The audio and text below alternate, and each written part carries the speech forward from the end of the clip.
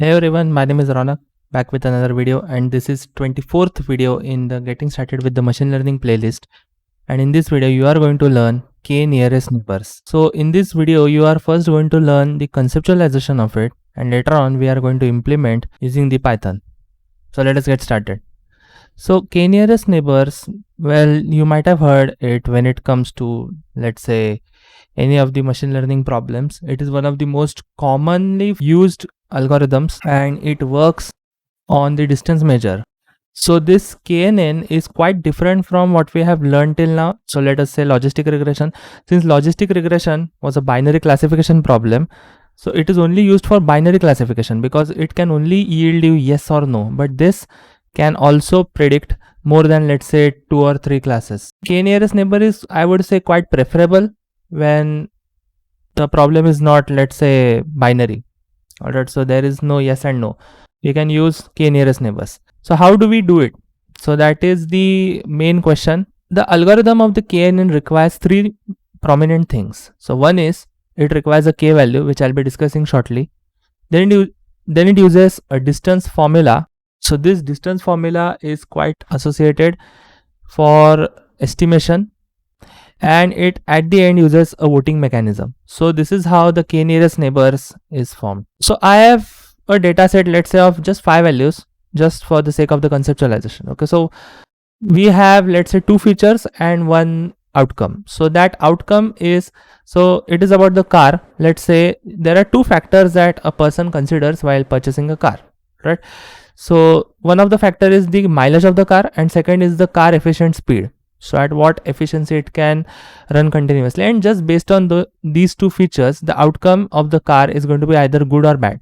Okay, so this is also a binary classification problem. I know it, not an issue, but for the time being, we are actually focusing on the way the KNN works. So car mileage is, I would say, one of the feature which is independent feature, and car efficient speed is also one of the independent feature, and the outcome is based on these 2, so it is a dependent feature. So this is a classification problem that we are looking at.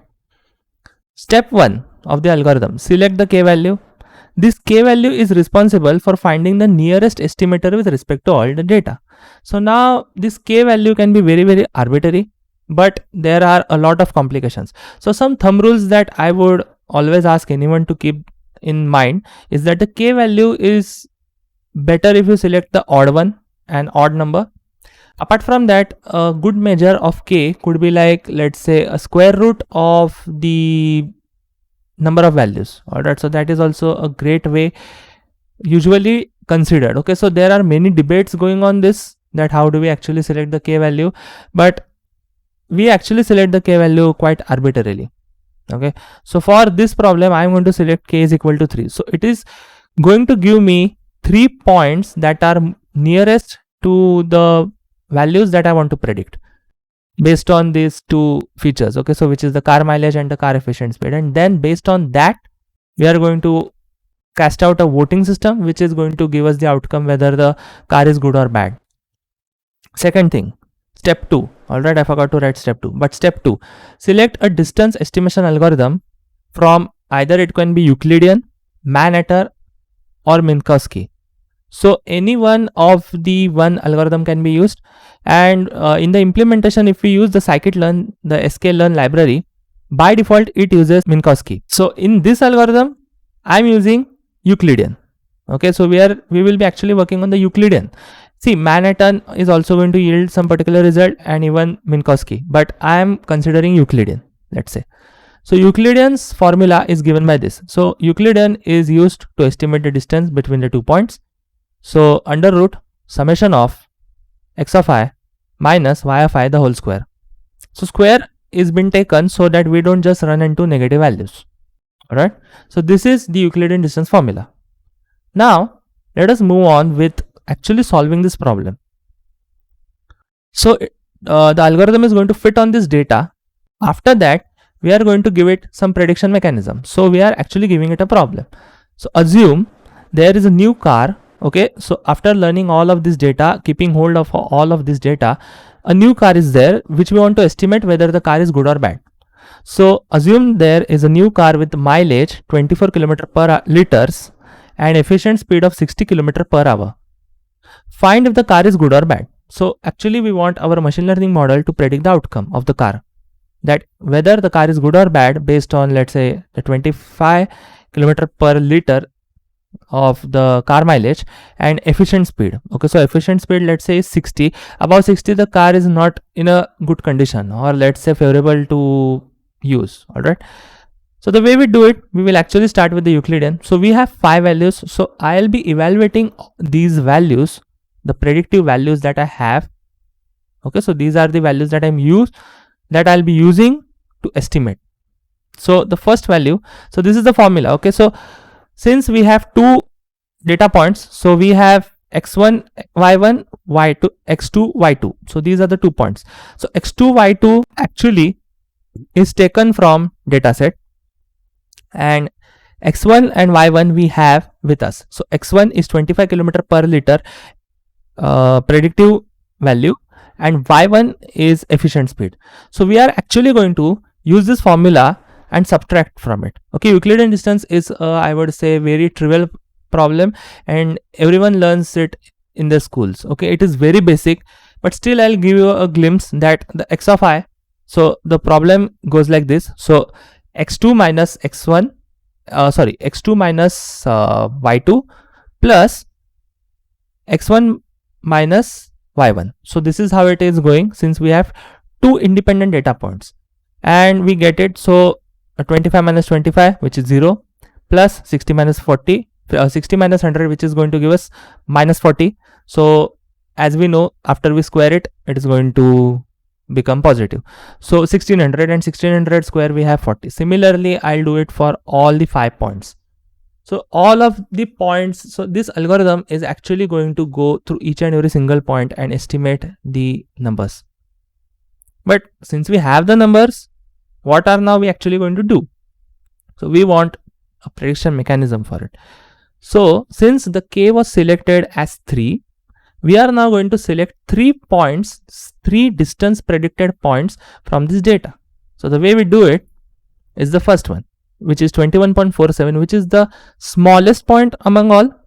So this is going to be k1. So this is 1k, which is the most nearest point. Then this is the second k, which is the most nearest point, which is 24.41, and third one is 40. See, I could have selected k is equal to 5, but in our data set itself we have 5 values, so it doesn't really matter. So a better estimation is that you should keep your k values somewhat more than 1, but it should be an odd number. So 3 is favorable. If I would have had, let's say, 15 or 20 values, I would have selected k is equal to 5. It would have worked fine. But for now, I'm only estimating using the just 3 values. Okay, I'm least concerned about using a lot of values. So I'll only select the top 3 values. So the outcome that we have in our, let's say, y itself is that the third entry is bad. So we will use bad. So bad basically indicates 0 and good indicates 1. Okay, since it is a binary classification problem, but instead of logistic regression, we are using k nearest neighbor. So what is the big deal? All right. So similarly, second one is also bad, since we have bad, and the first one is good. Now we will move on to the voting system. So we have good, bad and bad. This is the outcome that we get at the end.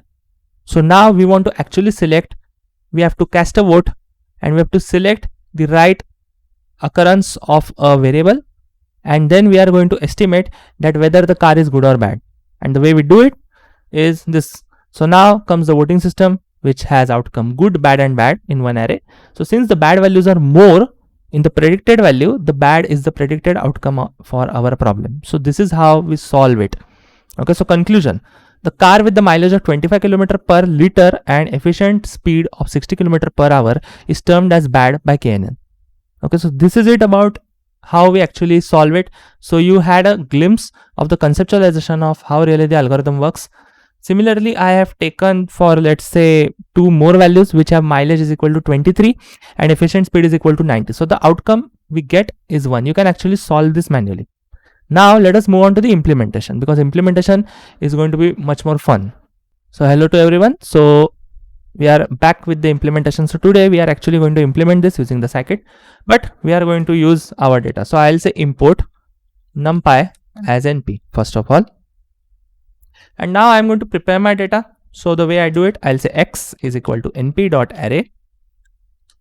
So now I have 5 values of dimension 2. So the first one is 25 mileage with 100 speed. Second value is 11 comma let's say 80. Third value is 6 comma 70. Then we have 8 comma 100. So this is the data set that we have actually used to calculate manually. So first, please try to calculate everything manually, then just move on to the implementation, because implementation is going to be very, very easy. Then y I'll be making, so y is equal to np.array. And in this, I'm going to make an array which is outcome. So first one was good, then there were 2 bads, and the rest were good. All right. And we have it. Okay, so this is our data. Okay, so np.array from position text, but 5 are given. 1, 2, 3. Oh, I forgot it to enclose over here.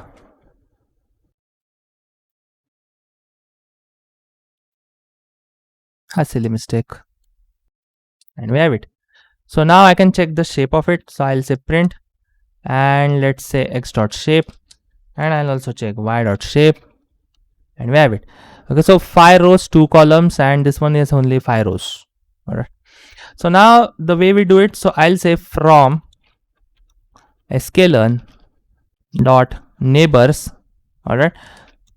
Import k nearest neighbors, k neighbors classifier. All right. And then I'll make a model which is equal to, let's say, k neighbors classifier. And here I can now actually give the value of the n. So that value, to be precise, is 5 by default. All right, it is 5. So I can say n estimators, and I'll select it 3. All right, I want the value to be 3. Okay, so n estimator is not there. All right, so it is n neighbors, neightbors. All right, and later on we will have to also specify the distance algorithm that we are actually going to use. So by default it is Minkowski, and we are going to select Euclidean. Okay, so we also have the problem with distance. Also it is metric, and we have it. Okay, so the k neighbors is equal to 3, and we have the metric which is equal to Euclidean. So this is the thing. And now what we can do is, I'll say model dot fit, and I'm going to fit x train like x and y. All right, so the model has been fit on the Euclidean distance with the k neighbors is equal to 3. And now I can say model dot predict. So we are now actually going to try to predict the values that we had, and the way we do it, so here I will have to enter the value, the 2 values. So the values that we calculated manually were 25 mileage with 60 efficient speed, and it says array is equal to 0. That indicates the car is bad. Similarly, I can also estimate model.predict, and I can say 23 is the mileage and 90 is the speed, efficient speed, and it says it is good. Okay, so you can actually manually calculate this one. So k nearest neighbors can be used like this. Similarly, we can also try it on our data set, let's say. So I can say import pandas as pd, and another library we will actually require is, let's say, trend split. So I'll say from sklearn dot model selection import trend split. All right, this is the way we do it. And here later on I'll say, so this is a Titanic data set. All right, so I'll say pd is equal to df is equal to pd dot read underscore csv, and this is going to read Titanic. So we have actually performed this a lot of times for our classification problem, the logistic regression, and all of the earlier tutorials. Okay, so now we are actually concerned to train our model. So the way we do it, So first of all, I will have to let's say consider age. All right, we have to consider age. So age has a lot of nan values, and we can check it like this. So is na, and then we can say sum. So there are 177 null values, nan values basically in the age. So the way we tackle them is I'll say from sklearn dot impute. I'll be actually imputing them. Import, I'll say simple imputer, and later on I'll say si is equal to simple imputer, where I'll give strategy as let's say mean. All right, and here I can say let's say imputed age is equal to, and in this I can say si dot fit transform, and here I'll feed it. So I'll say df with respect to age.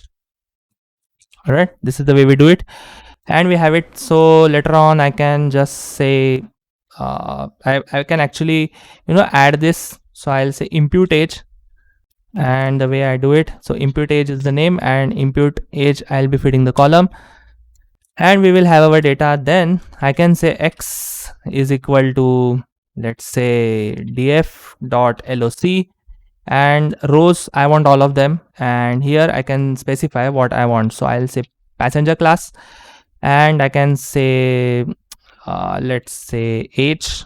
I want age, not age, impute age. All right, impute age, because we have actually imputed it. And later on I can actually even use let's say the sex column, because since the sex is not 1 or 10 encoded, we will also do that.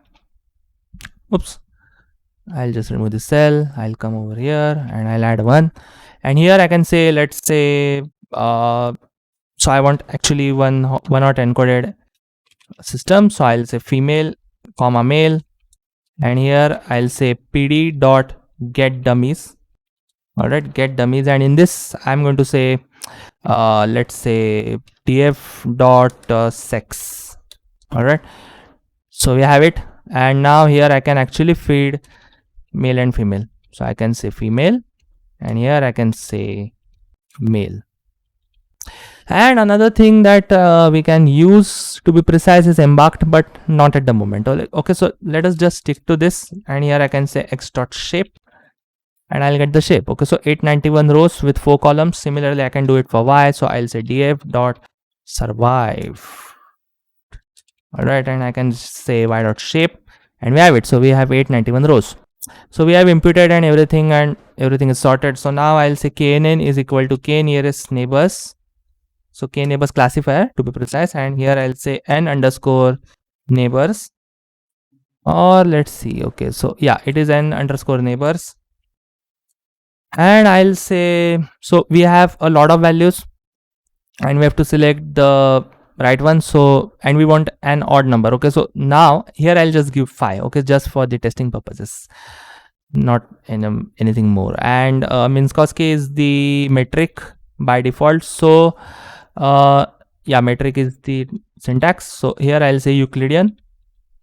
Okay, I could even select Manhattan, doesn't care. And here I'll say knn dot fit. Okay, so I actually failed to split it. So the way I'll do it, so I'll say xtrain, xtest, ytrain, ytest, and I'll say train test split with let's say x comma y, and I'll also specify the test size, which is going to be let's say 20%. So that is going to give us around 790 values, something 780 values I think in the training. And I'll say random state is equal to 100. All right, and now I'll say knn dot fit, where I'll be giving it my xtrain and my xtest. Oh, sorry, ytrain. Okay, so, and we have it. And now I can say knn dot score. So I can actually make a prediction mechanism over here. So I can say ypred is equal to knn dot predict, and I can feed my xtest to it. Okay, and here I can say from sklearn dot matrix import accuracy score, and I can just feed it accuracy score with respect to ypred and ytest, and it's a 76%. So not as good as I would say it is for, let's say, our logistic regression. But let us now try to increase the k value itself and just let us see what really happens. Okay, so it became 81. You get it? So what are the limitations? Okay, so like I said, there are no limitations in this, and we cannot actually take the square root of the n number of values and estimate it. Okay, it is not going to be practical. Still, I'll try to increase it some, and let us say, okay, so it actually came down, and now let's say 9, and it is 80. So 7 is, I would say, one of the sweet spots, because it is giving us the 81 as the accuracy. What else we want? All right, and the way it works, so it is really cool. I can actually even also check the score. I can say x test over here with y test. Yeah, 81. So 81 is a very good score. All right, so this is about the k nearest neighbors, one of the prominently used algorithms in the area of machine learning. And I hope that you might have learned something or the other. Okay, this notebook is going to be available along with the PDF of the presentation that I have shown you earlier, along with the Titanic dataset in the GitHub link in the description below. Okay, so you can just click on the source code and you can have it. And in the next video, I don't know what I'll be covering, but it is also going to be something more exciting. So that is going to be very soon. Yeah, so I would actually like to thank you for watching. If you like my content, please subscribe to my YouTube channel and do like my video and share to the people who actually need it. Okay, so this is it for the today's video. So thank you for watching. Goodbye.